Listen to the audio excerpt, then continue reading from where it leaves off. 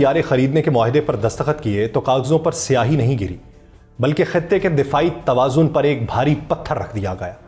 यह कोई आम सौदा नहीं था, बल्कि खामोश एतराफ था कि भारत की फजाई ताकत कमजोर पड़ चुकी है। रूसी मिग तैयारे दम तोड़ रहे हैं और मकामी टेक्नोलॉजी महज वादों की सतह पर है। जब भारत अपने 2 बहरी बेड़ों के लिए महज 26 रफाल तैयारे मांग रहा है तो सवाल ये नहीं कि ये तैयारे कितने ताकतवर हैं, बल्कि ये है कि इनसे भारत की कितनी बेबसी छुपाई जा रही।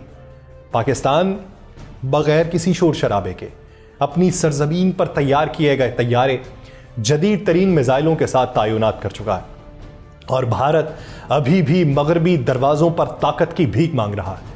यह सिर्फ तैयारों की दौड़ नहीं है, यह एतमाद, खुद इन्हसारी और असल मैदान जंग की तैयारी का इम्तिहान है और अब मैदान गर्म हो चुका है। लेकिन हमें इंतजार है पहले वार का, कि हम पहले वार करने वाले नहीं हैं। हम खित्ते में अमन के ख़्वाह हैं, लेकिन जब बात दिफा की आएगी तो ईंट से ईंट बजा डालेंगे।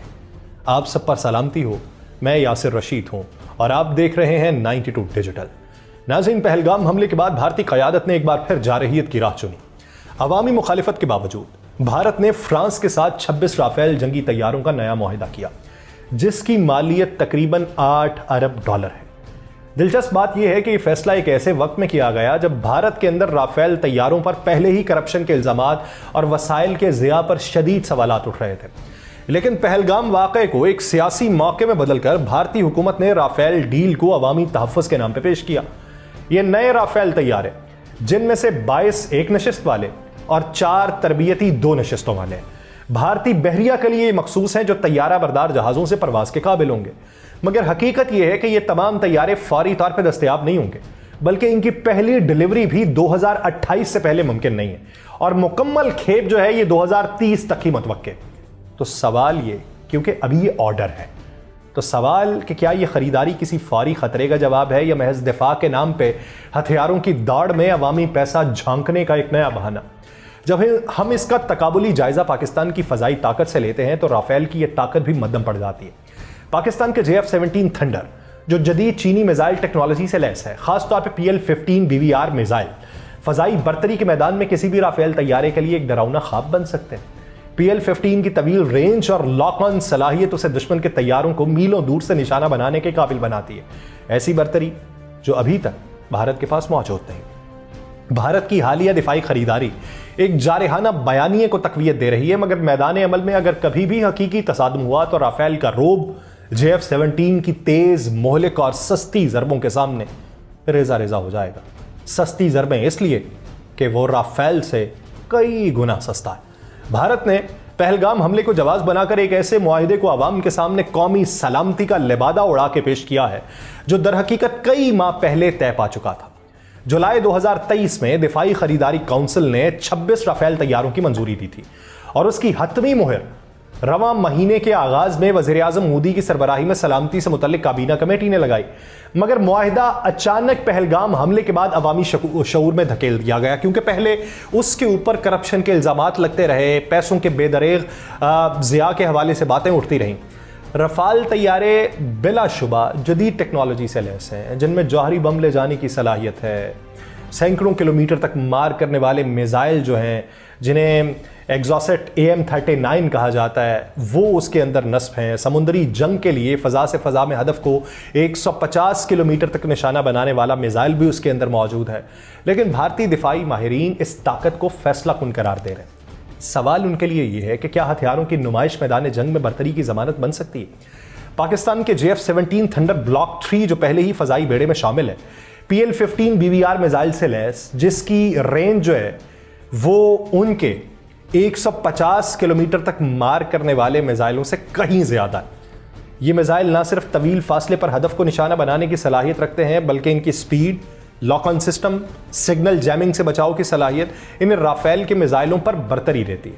फिर सबसे अहम नुकता, भारत राफेल खरीद रहा है, वो भी अरबों डॉलर में, जबकि पाकिस्तान JF-17 जैसे सस्ते, मौसर और तेजी से अपग्रेड होने वाले तैयारे खुद तैयार कर रहा है। एक तरफ महंगे फ्रांसीसी सौदे, दूसरी तरफ चीन पाकिस्तान दिफाई इश्तराक से पैदा होने वाली मकामी ताकत, यही वो तकाबुल है जिससे भारत के जारहाना अज़ाइम के बावजूद पाकिस्तान की दिफाई खुद एतमादी मज़ीद मजबूत होती है। और ये महज दिफाई तवाज़ुन नहीं है, बल्कि एक वाज़ेह पैगाम है कि अगर भारत खित्ते में ताकत के तवाज़ुन को बिगाड़ने की कोशिश करेगा तो पाकिस्तान ना सिर्फ तैयार है बल्कि पहले से बेहतर पोजीशन में खड़ा। जब उनके साबिका क्रिकेटर और मौजूदा एमएलए ने ये पोस्ट लगाई थी ट्विटर के ऊपर कि बड़ा परिंदा आ रहा है या बड़े परिंदे आ रहे हैं, तो जवाबन ऑस्ट्रेलवी साबिक क्रिकेटर ने जवाब दिया था कि बड़े परिंदों को पाकिस्तान न भेजना, पाकिस्तान जाएंगे तो पाकिस्तान के परिंदे इन्हें खा जाएंगे, तो इसलिए इनको घोंसलों में रखना ही ज्यादा बेहतर है। जब भारत ने राफेल की खरीदारी का ऐलान किया तो पसे पर्दा एक और कशमकश जारी थी। राफेल या F-18 दोनों अपनी अपनी जगह ताकतवर, दोनों ही जंगी सलाहियतों के हामिल, लेकिन फैसला आखिरकार राफेल के हक में हुआ क्योंकि उसका इंतजाम पहले से मौजूद था, जबकि F-18 खरीदने का मतलब होता कि एक बिल्कुल नया निज़ाम खरीदना, तरबियत, लॉजिस्टिक्स, तकनीकी सिस्टम से एक मुकम्मल अलग इंफ्रास्ट्रक्चर।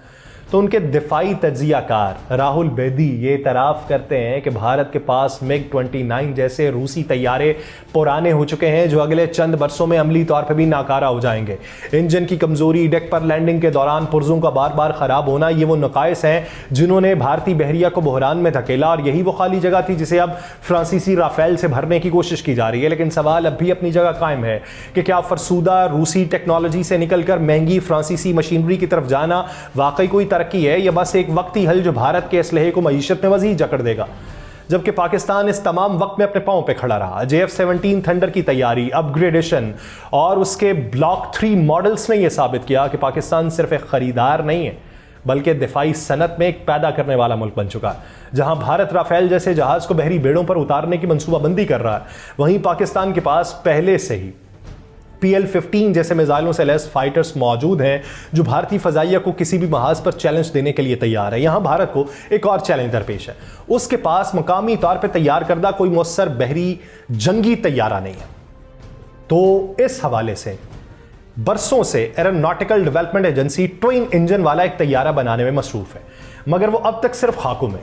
दूसरी तरफ पाकिस्तान अपनी हर फजाई ज़रूरत को ना सिर्फ पूरा कर रहा है बल्कि चीन के साथ इश्तराक से अपनी टेक्नोलॉजी को जदीद खतूत पे इस्तवार कर रहा है। बहरी बेड़ा तो बना लिया, बहरी जंगी तैयारा बनाने में मुश्किलात हैं क्योंकि रूसी तैयारे जो हैं वो उसके ऊपर उतरते और वहां से फ्लाई करते हुए मुश्किलात का सामना करते हैं। रफाल की चमक, एग्जॉस्ट और स्कल्प मिसाइलों की दहशत और करोड़ों डॉलर का मुआहिदा, ये सब कागजों पर तो शानदार लगते हैं, मगर जब आसमान पर दुश्मन के हदफ को काटने की नौबत आती है तो फैसला हथियारों की असल कारकर्दगी और दिफाई सिस्टम की हम महंगी करती है। और यही वो जगह है जहां पाकिस्तान दिफाई मैदान में भारत के मुकाबले एक पुरएतमाद, मुअस्सर और तेज तर फरीक बन के उभरता है। यह मुआहिदा दस्तकों से ज्यादा कुछ था, एक पैगाम, एक तासुर, एक मुजाहिरा कि भारत जदीद तैयारों के लिए मगरिब की दहलीज पे है। जब दिल्ली में भारतीय वजारत दिफा के सेक्रेटरी राजेश कुमार सिंह और फ्रांस के सफीर ने कागजों पर कलम रखे तो पसमंजर में एक खामोश मजबूरी थी। MiG-29 अब भारत का बोझ है। खराब इंजन, डेक पे उतरते वक्त बार बार नुक्स और फन्नी खामियों ने उन्हें मतरूक बना दिया। इस खला को आर्जी तौर पर रफाल से भरने का फैसला महज एक इंतखाब नहीं, एक मजबूरी थी। और यही रफाल अब भारत के 2 तैयारा बरदार जहाज़ों INS विक्रमादित्य और विक्रांत पे तैनात किए जाएंगे। लेकिन सवाल ये कि क्या 26 तैयारे, जब दोनों बेड़ों को 60 से 70 लड़ाका तैयारों की ज़रूरत होगी, वाकई कोई ताकत फराहम करेंगे? उनके खुद माहिरीन ये मानते हैं ये फैसला वक्ती है क्योंकि भारत के अपने ट्विन इंजन जंगी तैयारे अब सिर्फ खाकों और लेबॉर्ट्रीज तक महदूद हैं और उनकी तैयारी 2036 से पहले मुमकिन नहीं है। तब तक रफाल एक किराए का सिपाही है।